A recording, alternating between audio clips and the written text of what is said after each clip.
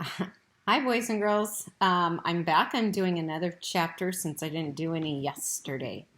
So, chapter 4 is on Keith, and that's the boy who's in room 216 or 215. I can't remember which one is his.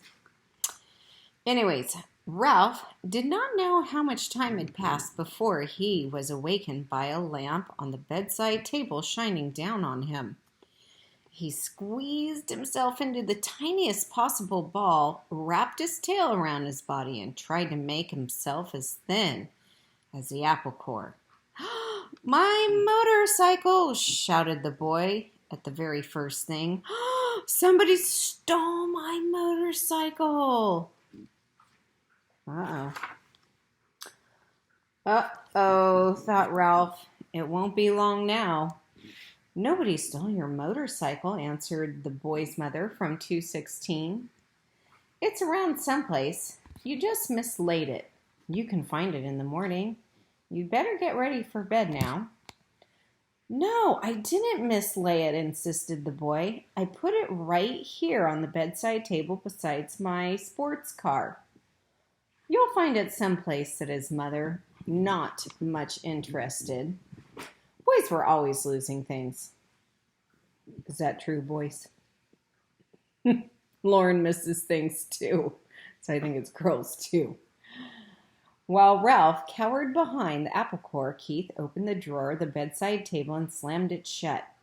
He jerked back the bedspread, yanked the pillows off the bed, and threw them back. Then he got down on his hands and knees and he looked under the table and the bed. Ralph wrapped his tail more tightly around his body. "Here it comes," he thought. The boy's face appeared in the opening at the top of the wastebasket. Ralph's heart raced like a motor. "Ha!" said the boy to himself. "Here it is. I wonder how it got there." His hand came down into the wastebasket to seize the motorcycle and lift it out. Still leaning over the wastebasket, he examined the bent handlebar and the chipped paint. "That's funny," he remarked aloud. "It must have rolled off. But I don't see how it could." The boy did the natural thing for a boy to do. He looked in the wastebasket again. Ralph closed both eyes tight and waited. He wished he had not eaten so much of the apple core. If he had not been so greedy, the core would have been thicker and he would have been thinner. "Hey," whispered the boy, obviously very much surprised. "How did you get in here?" He was careful to keep his voice lower than the sound of the breezes in the pines outside the window. Ralph did not move. He was grateful to the boy for not touching the apple core, even though it was really no protection at all. "Psst," whispered the boy. "Are you asleep?" Still, Ralph remained motionless except for a slight quiver of his whiskers, which he was unable to control. The boy was silent, but the mouse could feel the rhythmic drafts of his breathing. The boy must be thinking. But what was he thinking? That was what was worrying Ralph. "No," said the boy to himself. "No, it couldn't be." Couldn't be what? Wondered Ralph, who was beginning to feel cramped from crouching behind the apple core. "Hey, wake up," whispered the boy. That was the last thing Ralph wanted to do. "Come on," pleaded the boy. "I won't hurt you." Ralph considered. After all, what did he have to lose? If he stayed in the wastebasket, he was almost certain to get dumped into the incinerator. He might as well come out from behind the core. If he did, he might find some opportunity to escape. Cautiously, he moved his head from his paws and he opened one eye. The boy was smiling down at him. Encouraged, Ralph opened the other eye and he lifted his head. "That's the stuff," encouraged the boy. "Now, come on, tell me. Did you or didn't you ride my motorcycle off the bedside table?" This took Ralph by surprise. He had not expected the boy to guess what had happened. "Well, yes, I guess you might say I did, confessed Ralph, rubbing his aching muscles. I thought so. Neither the mouse nor the boy was the least bit surprised that each could understand the other. The two creatures who shared a love for motorcycles naturally spoke the same language. That must have been some accident. Did it hurt much? Some, answered Ralph with a display of bravado. Anyway, I didn't exactly write it. I really coasted off. The telephone rang and it startled me. Now, how about getting me out of here? Just a minute, said the boy. How did you get up here in the first place? Climbed, silly, on the telephone cord. Ralph instantly regretted his rudeness. He had better watch his tongue if he expected any help in escaping from the wastebasket. Oh, of course, said the boy apologetically. I should have thought of that myself. At that moment there came a quick knock on the door to room 215 and the rattle of a key. Help, cried Ralph, the maid. Don't let her see me. Before the boy could do anything, the maid burst into the room. Oh, excuse me. She seemed surprised to see a boy kneeling by the wastebasket. I've come to turn down the bed. That means to pull the sheets back. That's all right, said the boy quickly. I can do it myself. Thanks anyways. Thank you, said the maid, backing out of the room. Ralph knew she was not anxious to waste time turning down the bed. As soon as she finished her duty, she was going out to the parking lot to meet a busboy, a college boy whose job was cleaning tables in the dining room. Phew, that was close. The boy seemed every bit as relieved as Ralph. I'll say, agreed the mouse. Keith, called his mother from 216, are you getting ready for bed? Sort of, answered Keith. You'd better come in our bathroom and take a bath, said his mother. Gee, Mom, do I gotta? Asked Keith. Yes, you do, said his father. And don't forget to brush your teeth, said his mother. I won't, promised Keith, and then he whispered to Ralph. You just lie low. I'll hurry and take a bath and get into bed and turn out the light. And after Mom comes and kisses me goodnight, we can talk some more. Lie low indeed. Ralph was indignant. He couldn't lie much lower if he wanted to, and he certainly didn't want to sit around waiting to talk. He wanted to get out of the wastebasket. Once he was out, he would see about talking, but not before.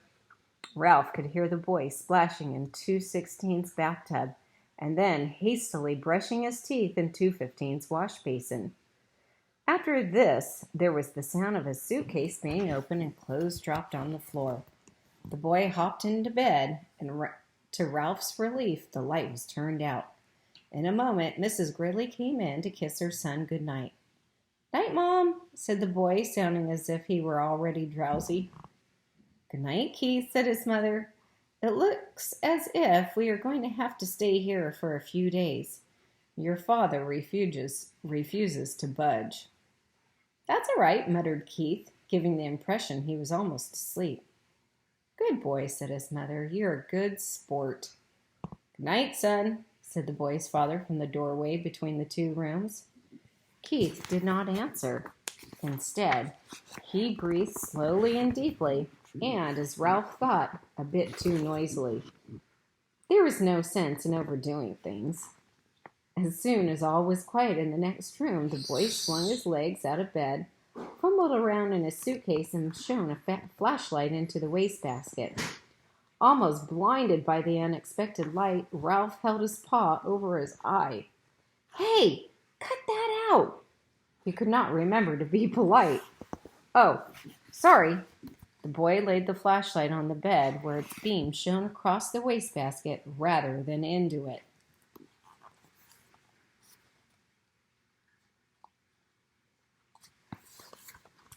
That's better, said Ralph.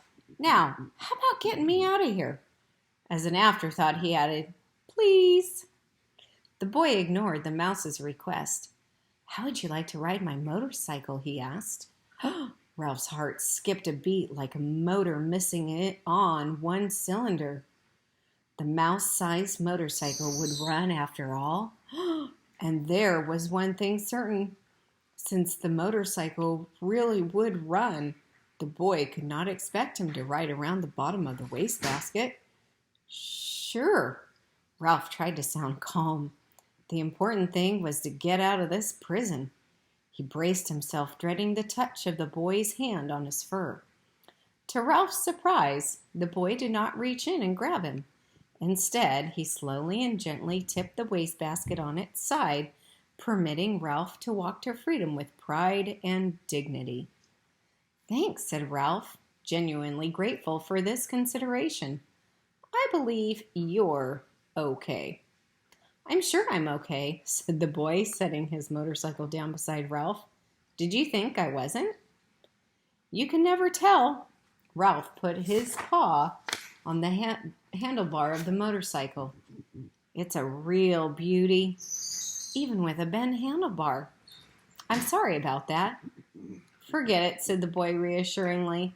"It won't hurt much. The motorcycle will still run." Ralph threw his leg over the motorcycle and set himself comfortably in the seat. Perfect! Just perfect! The boy was obviously delighted that his motorcycle was just right for a mouse. Ralph could not have agreed more heartily. It was perfect, except for one thing. He did not know how to start it.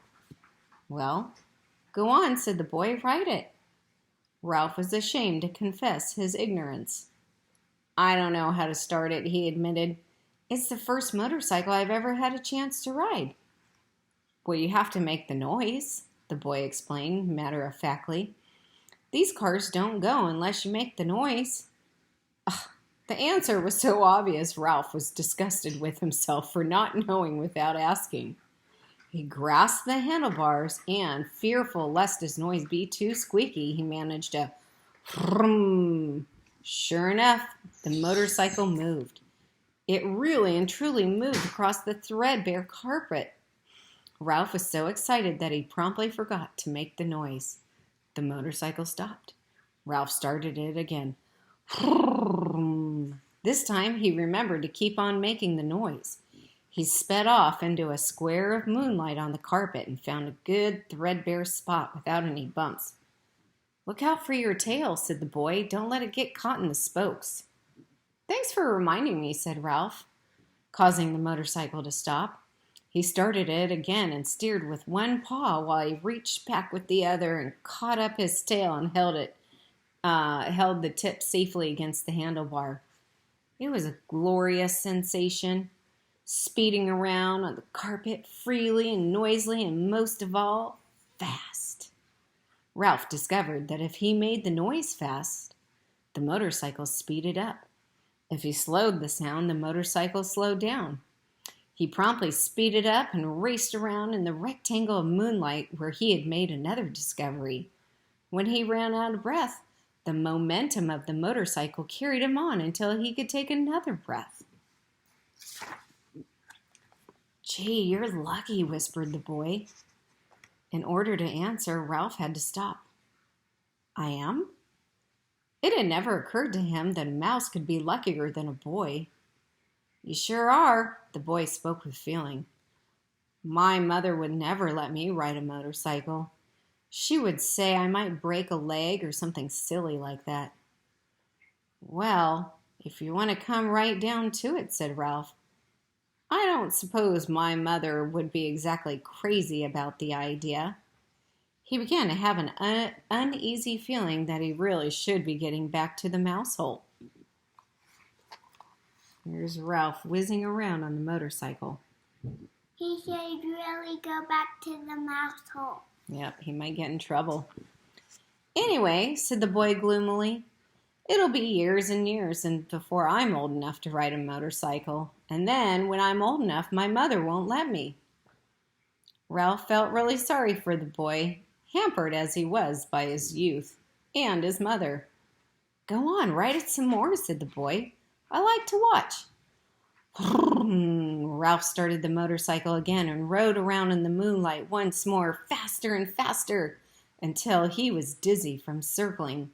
dizzy with excitement, dizzy with the joy of speed. Never mind the danger, never mind what his mother thought. This was living. This is what he wanted to do. On and on and on. Lucky, whispered the boy with envy in his voice. Ralph did not answer. He did not want to stop. And that's the end of chapter 4.